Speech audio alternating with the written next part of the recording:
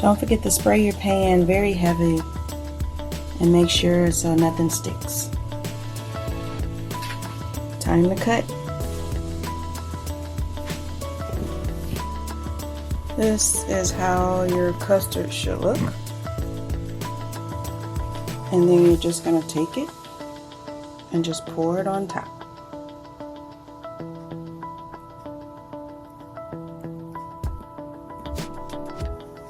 Okay, once it's poured all in, and you want to soak these, kind of push them on in. You want it to get all the lovely juices.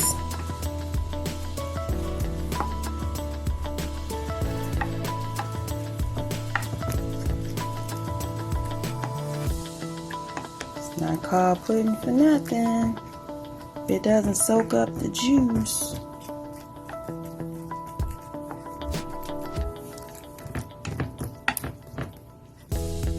Alright, now that you pushed it all in, this is where you let it sit for about 30 minutes. And then when we come back, we'll be putting it in the oven. Okay, now that it's been about 15 minutes, we're going to preheat the oven. It takes about usually 15 minutes to preheat the oven usually. Maybe 12. All depends on the oven, of course.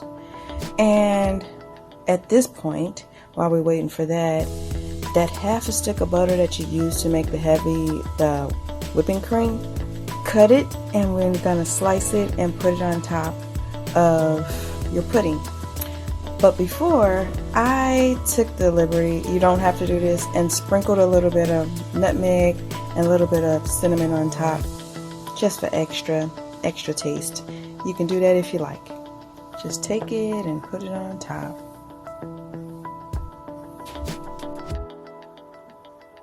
Alright, now it's been about 30 minutes, and let's take a peek. 30 minutes cooking in the oven.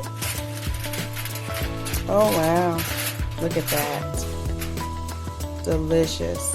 Now don't bother it, don't cut it yet.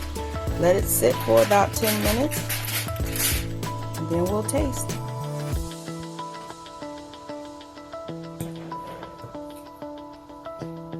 Alright, here we go.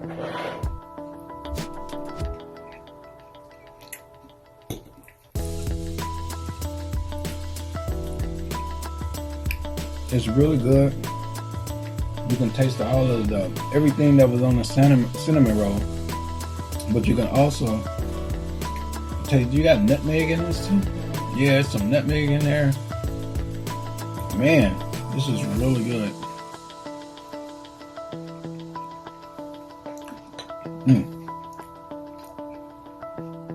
Bread pudding from cinnamon roll. Wow. Another satisfied customer in Tia's kitchen.